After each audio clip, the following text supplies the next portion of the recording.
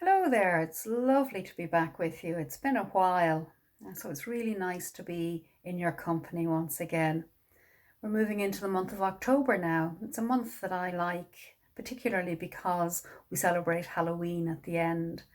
When I was growing up, my grandfather used to tell us great ghost stories, which were terrifying, but there was something about turning toward the fear and also recognizing that when we turned toward that fear, actually there was nothing to fear, particularly with the way he told the stories, because it always worked out well in the end. And Halloween is that time where traditionally in Irish culture we view the veil between this world and the next to be at its thinnest. It's a time when we can communicate with the dead, with those who are from that other realm.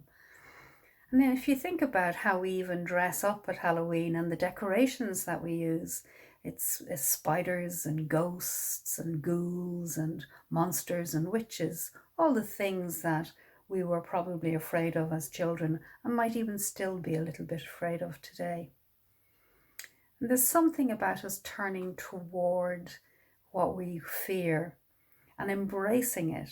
And it's what happens is that we end up in this situation of celebration, of perhaps even finding that we don't need to fear these things once we turn toward them and see what they are.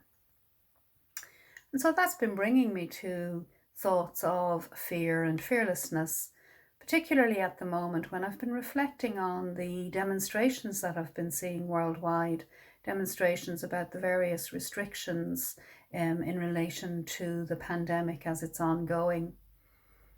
And I have to admit, it puzzles me as to why people are demonstrating against suggested lockdowns or social distancing or the wearing of face masks. Because of course in Buddhism, we have a very core teaching, which is paticca samuppada. And what that teaching is saying is that all things rise independent on conditions. And when those conditions are no longer in place, things cease. So partly with my nursing background and partly with my belief and understanding of conditionality, I can see that when people wear masks, when people socially distance, the virus seems to be less able to be passed on. Whereas in conditions where people don't follow those guidelines, the virus has a party and is much more easily handed on and passed on from person to person. So to me, it's logical. So that brings me to wondering, what is it that's making people demonstrate?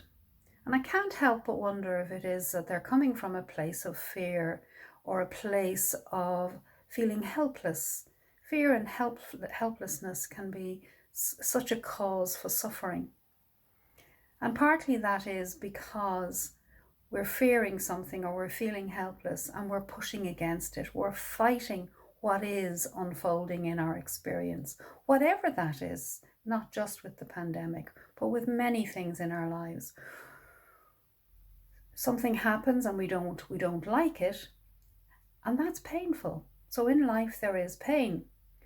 But when we resist it, when we fight it, when we blame others around us for it, or blame ourselves, or do all of those other things that we do, we are bringing suffering into our experience as well, needless suffering. And that's something that we can actually change. And you know that the antidote to fear is metta, is loving kindness. And so that's what we can bring to our experience, not only for ourselves, but for all of those around us. If each of us can face what's unfolding, turn toward it with kindness, with metta for ourselves and for all of humanity around us, not only will we begin to feel better and actually less fearful, but we will also be supporting others so that they too can become less fearful. And so with that thought, I'd like to leave you until we meet again. And may you have a wonderful month of fearlessness and moving toward whatever in your experience is causing you discomfort, with fearlessness and with metta.